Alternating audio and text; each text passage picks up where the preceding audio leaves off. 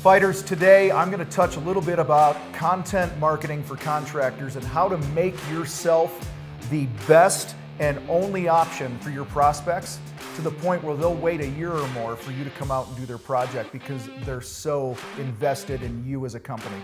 Let's go.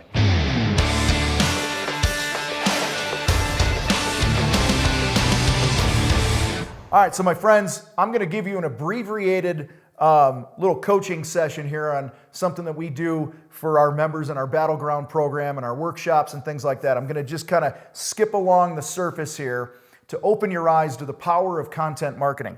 I've built multi-million-dollar businesses through content marketing.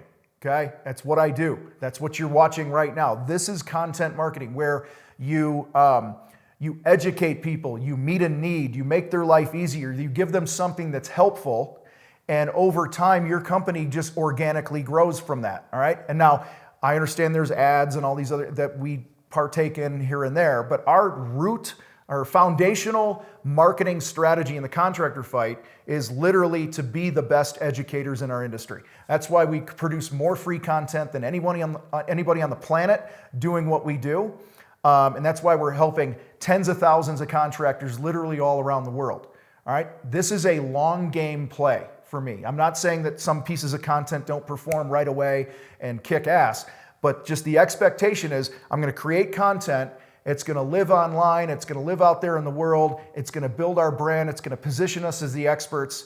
And people pay more for experts. They wait longer for experts because everyone wants to hire the expert. So how does this apply to you? First thing is this. I want to point out there's two main marketing philosophies. There's traditional and there's content. Okay? Traditional is about interrupting people. It's about pitching them. It's about getting their attention. All right, you're driving down the road and a billboard pops up. That's traditional marketing. It's like, hey, look at me, I'm a billboard. It's the telemarketer calling you. It's the cold calls. It's the ads that pop up, on the radio. Those are all things that are interruptive marketing, where you are barging into their life. Direct mail pieces. We could go on. Content marketing is based in being invited into somebody's life because you're adding value, because you're answering questions that they're searching for, and on and on. Best resource on the planet for this is They Ask, You Answer by my buddy Marcus Sheridan. Go buy the dang book. All right, I promise you, you read that book and do what it says, you will be a different company in 12 to 24 months. I promise you. All right. Content marketing is generally about a third or more less expensive than the traditional stuff too. All right, and really the biggest difference for me is that instead of me going, hey, look at me, give me attention, people are giving attention because you're going to them where they're at and where they're asking questions and meeting those needs. And I guess probably the biggest difference between traditional marketing and content marketing is traditional marketing, you're a renter. You're renting the billboard. You're renting the radio space. You're renting the ad. You stop paying, the ad goes away, the billboard goes away. Content is about you being the owner. You're the landlord, okay? And you're building content that people are already looking for, you're meeting needs, and you're not paying for it, okay? Unless you choose to boost it with ads or whatever. So, I want to give you a definition of content marketing here. A guy named Jeff Bullis, he's a big marketing dude from way back in the day. Content marketing is the effective use of content that informs, educates, entertains, and inspires customers to discover you, trust you, and buy from you. Okay? That's what we're after here. So, I want to talk a little bit about where we go wrong as business owners, as contractors. Most companies, contractors, non-contractors, whatever, are fighting for a very small percentage of people that want the thing today, okay? So like very rarely does somebody wake up and go, hey, today I'm gonna hire a kitchen remodeler, okay? That's a very rare thing. It's usually something that's on their radar for a while. They're thinking about it. They're searching things in Google. They're looking for ideas and all these other things, okay? So you have to understand that there are different phases of the buying process.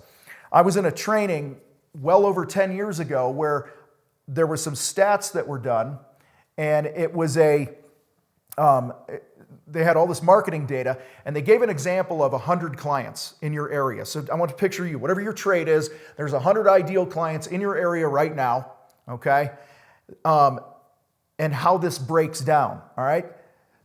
3%, about 3% are actively looking for doing the thing you do today, right now. Sadly, this is where most contractors are focusing all their marketing efforts. All the contractors are fighting for the 3% in your industry. All right? That's why there's more price competition, why you feel like you got to price your work with the going rate and all that other bullshit. All right? Because you're all fighting for the same 3 people. 7% or so are open to or curious for the thing that you do. Okay? What that means is, well, I didn't know we could have a koi pond here, in the winter time or whatever it is. Like, they're just curious. They're open. They're like, I always wanted one, but I never knew. Or they're asking questions. And guys, this is a great opportunity to have your content show up for them in search when they're like, one example I'm looking at in one of the trainings we do is a buddy of mine owns a water feature company. One of the big things that gets searched in that industry is, will my new water feature attract mosquitoes? Okay, because the last thing I want to do is bring a mosquito magnet into my yard, personally. So people actually go on there, and then when they search in his area, he pops up, and now he's the expert.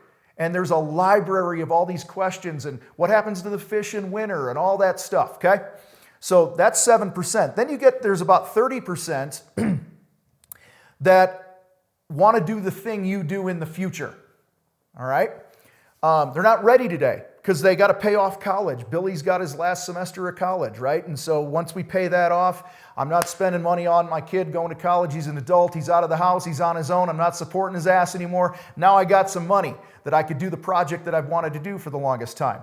You fill in the blanks with that. But this is, again, a great place to plant seeds. It's where people are bookmarking sites. They're downloading design guides and all these other things because they know they're doing the thing in the future. All right? Remember, people buy when they're ready, not when we're ready. We always want people to buy right now, today, when we need the work. Okay? Doesn't work that way. Another 30% or so of the people didn't know they even had a problem. All right? One of my buddies, Joe, he does like waterproofing and stuff like that. And his content, his live videos and stuff are all about educating people. He'll be up on a property and he's like, hey, you see how this yard slopes this way and blah, blah, blah. They're going to have the basement walls caving in another couple of years if they don't address this thing and blah, blah, blah. People have no idea about this stuff because they just don't know what they don't know. It's not their industry. Okay?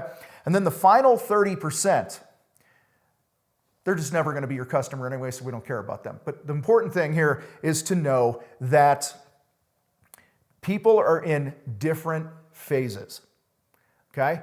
And it's your job as a marketer, as the leader of your business, to be there in each phase when they're looking, all right? So I'm going to wrap this up here today with this. And I want to simply answer this question for you guys. What makes a great piece of content? Okay, we could talk about all the SEO stuff and the tags and the keywords and that. And yeah, that's the voodoo behind the scenes. But I'm telling you right now, the most important 3 things to me that make something a great piece of content is that, number 1, it does one or all of these 3 things. It meets a need, solves a problem, or makes their life easier.